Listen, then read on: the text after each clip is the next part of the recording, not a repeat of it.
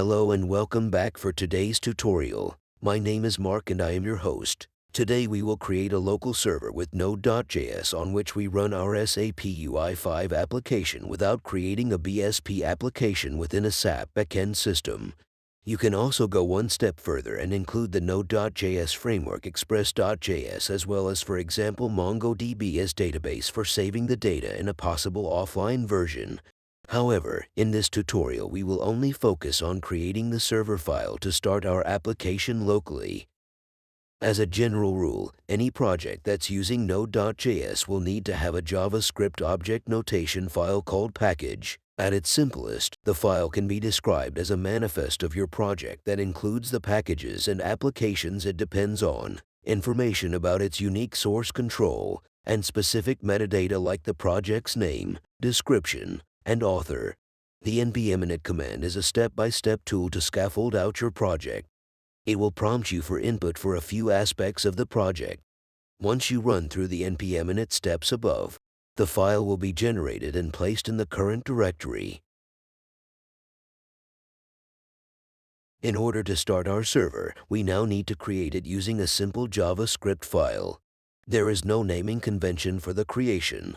The only important part is the .js at the end. At the beginning we need some interfaces from Node.js which we include with the command require. I have added the documentation for the individual interfaces above the declaration. For more information I have also linked the general documentation of Node.js in the description. Now we start with the actual programming of our local server. For that we create an object from the interface HTTP with the function createServer. This object is our entry point for the subsequent start of the server. Within our callback function we now have to determine the path as well as the name of the file in order to read it afterwards using the function readFile. The result is the display of the UI5 application in the browser. Before reading the file, we still need additional information about the path or the file we have defined.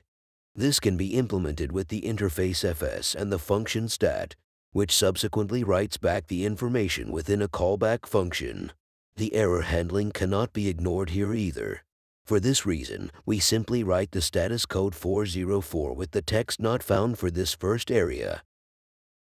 With this small check we enable that for reading the UI5 application not only a path, but a file within a path is passed as parameter. So now, after many checks, we are finally able to read the file or the UI5 application as a binary object and then transfer it to the object response, which we read in the first part with createServer. This command, write, now allows us to display it in the browser. I've put the complete JavaScript file for the local server in my GitHub project, which I link to you in the description. The function listen is an inbuilt application programming interface of class server within the HTTP module, which is used to start the server from accepting new connections with a defined port. Through the terminal, we can now start the local server with the command node and the name of the server file including .js. After the server is started, you can click on the localhost link and admire your fantastic application in the browser.